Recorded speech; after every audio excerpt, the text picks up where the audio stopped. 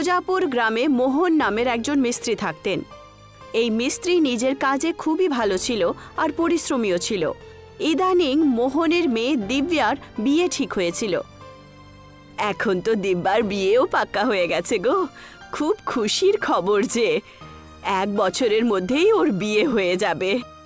হ্যাঁ, কিন্তু এই ঘরটা দিব্যা ছাড়া যে একেবারে খালি হয়ে যাবে।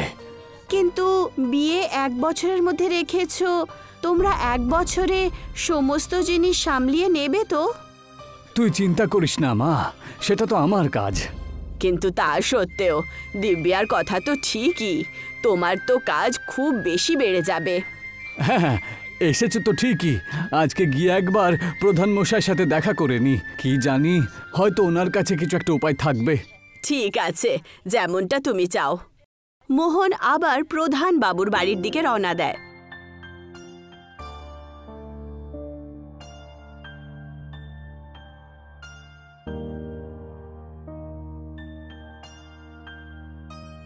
এই যে প্রধান মশাই, কেমন আছেন আপনি?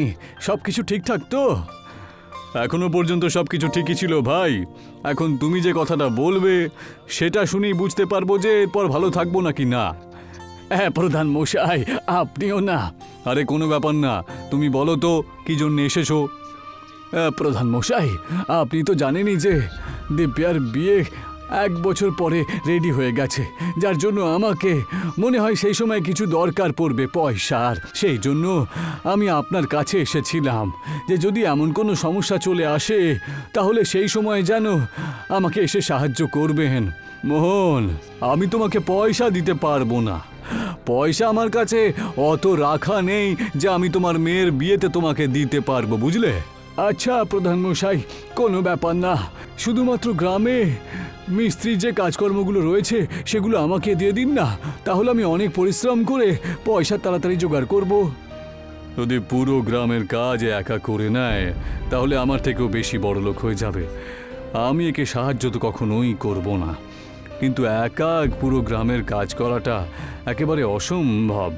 এই মুহূর্তে আমি হ্যাঁই বলে দিই। আচ্ছা আচ্ছা, ঠিক আছে ঠিক আছে, আমি পুরোপুরি চেষ্টা করব। ধন্যবাদ প্রধান মশাই, এখন আমি চললাম তাহলে। ধন্যবাদ।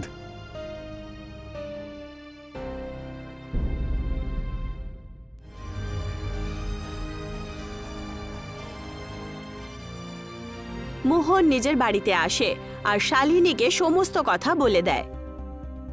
আমি তো জানতামই যে এই প্রধান কোনো কাজেরই নয়, ব্যাস কথা বলতে পারে বড় বড়। বলো, মেয়ের বিয়েতে কিছু টাকার প্রয়োজন পড়ার পর্যন্ত যদি না দেয় তাহলে কোন ব্যাপারে প্রধান? আর এরকমটাও না যে আমরা ওনার থেকে টাকা নিয়ে ওনাকে ফেরতও দেব না। আরে তুমি ধৈর্য হারিয়ে ফেলো না শালিনী। অন্য কারো স্বভাব দেখে আমাদের কি এসে যায় বলো তো? সে যদি পয়সা আমাদেরকে না দিতে চায়, দিতে হবে না, তাতে আমাদের কিছু বলার তো দরকার নেই। না, আপত্তি জানানোর দরকার আছে, বুঝলে? আমি কাল থেকে আরো বেশি করে কাজ করব। কিন্তু এইভাবে তো তোমার স্বাস্থ্য খারাপ হয়ে যাবে না?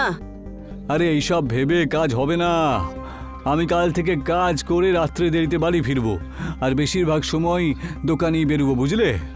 হে ভগবান, নিজের কৃপা দৃষ্টি দাও আমাদের ওপর, আর তোমার স্বাস্থ্যও যেন ভালো থাকে। ব্যাস এই প্রার্থনা ছাড়া আর আমার কি লাগবে পরিশ্রমের জন্য? তাছাড়া ঠাকুর আর তুমি দেখেই নেবে। এবার আমি দোকানের জন্য বেরোই। ঠিক আছে গো, তাড়াতাড়ি চলে এসো। মোহন নিজের দোকানে যায় আর লাকড়ির কাজ করতে শুরু করে। মোহনের কাছে গ্রাম থেকে কিছু লোক কাজ করাতে চলে আসে, আর তখন মাধব নামের একজন ব্যক্তি মোহনকে দূর থেকেই দেখে ফেলে আর ওখানে পৌঁছায়। আরে বাহ দাদা, আপনি তো বেশ মনোযোগ দিয়ে কাজ করেন। তুমি কে ভাই? আমি তো চিনলাম না। আমি তো এই গ্রামের দিকেই ঘুরে বেড়াচ্ছিলাম আর আপনাকে এত ভালো করে কাজ করতে দেখলাম, তাই ভাবলাম একটু দাঁড়াই। তোমার কথা শুনে তো বেশ ভালোই মনে হচ্ছে, যেন মনে হচ্ছে নতুন প্রেরণা দেবে যে আমি আরো বেশি করে কাজ করতে পারি। 1 বছর পরে আমার মেয়ের বিয়ে রয়েছে, যদি আপনি সময় বের করে আসতে পারেন তাহলে খুব ভালো হবে। অবশ্যই, আমি অবশ্যই আসব। আচ্ছা, এই গ্রামবাসীরা কি তোমাকে কাজ দেয় না? না না, সেরকম কিছু নয়। যবে থেকে গ্রামে মেয়ের বিয়ের কথা সবাই জানতে পেরেছে, সবাই নিজের মতন করে কাজ আমাদেরকে দিয়ে দিয়েছে। খুব ভালো, তাহলে তুমি তোমার কাজ করে নাও, আর আমি এখন চললাম। তাহলে তোমার কাজে আমি বাধা হতে চাই না, বুঝেছো? আচ্ছা আচ্ছা, আপনার সাথে কথা বলে আমার খুব ভালো লাগলো, কিন্তু ঠিক যেন নতুন উৎসাহ পেলাম। আপনি যখন চাইবেন এখানে আসতে পারেন। ঠিক আছে দাদা, প্রণাম প্রণাম। এটা বলে মাধব ওখান থেকে চলে যায়, আর মোহন উৎসাহপূর্বক আবার কাজ করতে শুরু করে দেয়, আর এখন দ্বিগুণ পরিশ্রমে কাজ শুরু করে। সারা দিন পরিশ্রম করার পর সে নিজের বাড়িতে আসে। হ্যাঁ, আজ তো তুমি অনেক খুশি মনে হচ্ছে।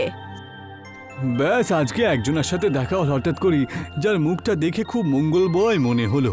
ঈশ্বর করে যেন প্রতিদিন এমনই হয়, যে ওই মুখমণ্ডলের দর্শন যেন প্রতিদিন হয় শুধু। আচ্ছা, তাহলে ওনাকেও দিব্যার বিয়েতে ডেকেছো নাকি তুমি? হ্যাঁ, বলেছিল তো আসবে, কিন্তু যেইভাবে কাজ আজকে হলো, এইভাবে আমি যতই কাজ করি না কেন, আমি তো একাই, তাই না? সেই কারণে পয়সা জোগাড় করা খুবই কঠিন, বুঝলে?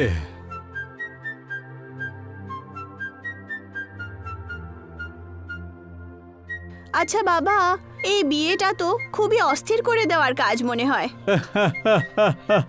না না মা, সমস্যা আবার কিসের? এটা তো তোমার প্রতি আমার কর্তব্য। অনেক মাস কেটে গিয়েছিল। মোহন খুব পরিশ্রম করে নিজের কাজ করত। তার কাছে পয়সা তো অনেক জোগাড় হয়ে গেছিল, কিন্তু বিয়ের মতো হয়নি। এই কারণেই সে আবার প্রধান বাবুর বাড়িতে যায়, ওনার কাছে সাহায্য চাওয়ার জন্য। কি হয়েছে মন, এখানে আবার কেন এসেছো? প্রণাম প্রধান মশাই, ওই কয়েকটা কথা বলার ছিল আপনার সাথে। শুনলাম তোমার কাজ খুব ভালোই চলছে আজকাল, খুব পয়সা রোজগার করছো, তাহলে আমার সাথে আবার কি দরকার তোমার? হ্যাঁ প্রধান মশাই, আপনি তো জানেনই যে গ্রামবাসীরা ওনাদের কাজে সব আমাকে দিয়ে দিয়েছে, সেই জন্য এই পয়সাগুলো আমি রোজগার করতে পারছি। না হলে তো এত পয়সা কোনো বছরেও কামাতে পারবো না। আচ্ছা, তাহলে গ্রামবাসীরাও সাহায্য করছে তোমাকে বড়লোক করতে গিয়ে? আপনি ভুল বুঝছেন প্রধান মশাই, আমাকে বড়লোক করতে নয়, আমার মেয়ের বিয়ের জন্য পয়সা জোগাড় করার জন্য। এখনো পর্যন্ত পয়সা জোগাড় হয়নি বিয়ের? না প্রধান মশাই, পয়সা জোগাড় হয়নি তো সারাদিন পরিশ্রম করার পরেও। যদি এইভাবেই চলতে থাকে না, তাহলে যেটুখানি শরীরটা আছে সেটাও নষ্ট হয়ে যাবে। তার সাথে কাজ করারও তো কেউ নেই বন্ধু, না হলে একটু সাহায্য পেতাম আর কি। তা আমার কাছে কেন এসেছো সেটা এবার বলো তুমি আমাকে। সেটাই আমি আপনাকে যেটা প্রথম দিকে বলেছিলাম, যে আপনি আমাকে পয়সা যদি কিছু দেন। পয়সা তো তোমাকে দেব না, গ্রামবাসীদের কাছ থেকে পরিশ্রম নাও। ঠিক আছে? এইটুকু বলে মোহন নিজের বাড়িতে চলে যায়। বড় বড় কথা, আমি ওকে কেন সাহায্য করব? আর শুধু তাই নয়, ওর ব্যবস্থা কিছু একটা করতেই হবে আমাকে, না হলে যদি এইভাবে চলতে থাকে, না হলে ও তো আমার থেকেও বেশি বড়লোক হয়ে যাবে। প্রধান ঈর্ষার চোটে পুরো গ্রামে আগুন লাগাতে শুরু করে, যাতে লোকেরা কষ্ট পায় আর মোহনকে কোনো কাজ না খুঁজে দেয়, আর মোহন আবার গরিবিতে ফেরত চলে যায়। মোহন হঠাৎ করে একটা স্বপ্ন দেখে, যার মধ্যে মাধব তাকে চৌমাথায় রাখা আপাতকালীন ঘণ্টার কাছে ডাকে। এই স্বপ্নটা দেখার পর মোহন উঠে পড়ে। এটা আবার কিরকম স্বপ্ন দেখলাম আমি? কোনো দুর্ঘটনা হবে না তো? কি হয়েছে গো, এইভাবে হঠাৎ করে উঠে পড়লে যে তুমি? মাধব স্বপ্নে এসে বিপদের ঘন্টার সামনে এসে ইশারা করছিল যে গ্রাম আবার বিপদে পড়ল না তো? মোহন আর শালিনী ওখানে চৌমাথার পর্যন্ত চলে যায়। মোহন সেই ঘন্টাটা জোরে জোরে বাজাতে শুরু করে। এখনো তো আগুন জোরে লাগেনি, কিন্তু দেখে মনে হচ্ছে যে প্রত্যেক বাড়িতে কেউ আগুন লাগানোর চেষ্টা নিশ্চয়ই করেছে। জানি না, কিন্তু সেই স্বপ্নটা না এলে আজকে কি হতো কে জানে। মোহনের ইশারা করার পর সবাই নিজের বাড়ির বাইরে বেরিয়ে আগুন নিভিয়ে দেয় আর সমস্ত লোকেরা বেঁচে যায়। তক্ষুনি ওখানে মোহনের সামনে কুলদেবতা প্রকট হন। আরে মাধব, তুমি ক্ষমা করে দিও। কুলদেবতা আপনি? কুলদেবতা প্রণাম প্রভু। মাধবী রেখে নাও আমাকে মোহন, আমি তো তোমার বন্ধু, তাই না? তুমি সত্যিই খুব ভালো আর করুণাময়ী মানুষ। আমি তোমাকে 2-এর বদলে 6টা হাত দিচ্ছি।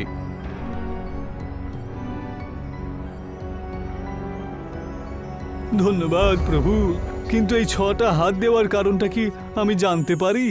তোমার পুত্রের বিবাহ রয়েছে আর ওর বিবাহ করানোটা অত্যন্ত কঠিন কার্য প্রমাণ হবে। তাই আমি তোমার কার্যের প্রতি পরিশ্রম দেখে তোমাকে এই বরদানটা দিলাম। এর থেকে তুমি একসাথে 6 জন মানুষের কাজ করতে পারবে। কুলদেবতা মাধব, আপনি দয়া করে আমার মেয়ের বিয়েতে অবশ্যই উপস্থিত থাকবেন। তারপরে বিয়েটা পূর্ণরূপে ফলিত হবে প্রভু। তথাস্তু। এইটুকু বলে কুলদেবতা ওখান থেকে অন্তর্ধান হয়ে যান। মোহন আর শালিনী ওখান থেকে নিজের বাড়িতে চলে যায়। প্রধান আর বাকি গ্রামের লোকেরা মোহনের দোকানের বাইরে এসে দাঁড়িয়ে পড়ে আর তার এই রূপ দেখে আশ্চর্যচকিত হয়ে যায়। আরে এটা কি? মোহন তোমার এই 6টা হাত কোত্থেকে চলে এলো? আর এ তো তুমি এমনভাবে কাজ করো যেন 10টা লোক একসাথে কাজ করছে, তাই না? আসুন, আপনাদের সবাইকে স্বাগত আমার দোকানে। আজ থেকে আপনাদেরকে যা যা কাজ লাগবে নিঃসংকোচে আপনারা আমার কাছে আসুন। আমি একাই 10টা লোকের সমান কাজ করতে পারি এখন। আরে সেসব তো ঠিক আছে, কিন্তু এটা হলো কি করে? এই দৈব হাত পেলে কোত্থেকে তুমি? আপনারা তো জানেনই যে কালকে রাত্রে কিরকম গ্রামে আগুন লেগেছিল। কুলদেবতা আমার স্বপ্নে এসেছিলেন যে, আর সংকেত দিলেন যে আমাকে বিপদের ঘণ্টাটা এক্ষুনি গিয়ে বাজিয়ে দিতে হবে আর জাগিয়ে তুলতে হবে সবাইকে। তাহলে ওই ঘণ্টাটা তুমি বাজিয়েছিলে আগে, আর তার জন্যই প্রসন্ন হয়ে কুলদেবতা আমাকে এই 6টা হাত দিয়েছেন, যার ফলে আমি 10টা লোকের কাজ করতে পারি আর মেয়ের বিয়ের জন্য পয়সা রোজগার করতে পারি। তার মানে তুমি আমার কাজগুলো গন্ডগোল করেছো। আপনার কার্য মানে? আপনার কার্য মানে সেই আগুনটা আপনিই লাগিয়েছিলেন? হ্যাঁ, না না, মানে এটা আপনি খুবই অন্যায় করেছেন প্রধান মশাই। নিজের লোভের জন্য এতগুলো লোকের ক্ষতি করা কিন্তু একেবারেই ঠিক ছিল না।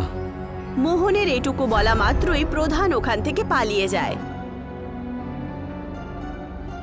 এখন যেহেতু এই বিপদ সরে গেছে, তাই ভালো করে ওনার উপর লক্ষ্য রেখে ওনাকে প্রধান মশাইয়ের পদ থেকে সরিয়ে দিতে হবে। আর তাছাড়া আপনারা সবাই যে কাজ চাইবেন আমাকে দিয়ে করাতে পারেন। এরপর কিছু মাসের মধ্যেই মোহন নিজের মেয়ের বিয়ে করিয়ে দেয় আর মাধবের রূপে কুলদেবতাও বিয়েতে অংশ নিয়ে মোহন আর তার পরিবারকে প্রচণ্ড রকমভাবে আশীর্বাদ দেয়।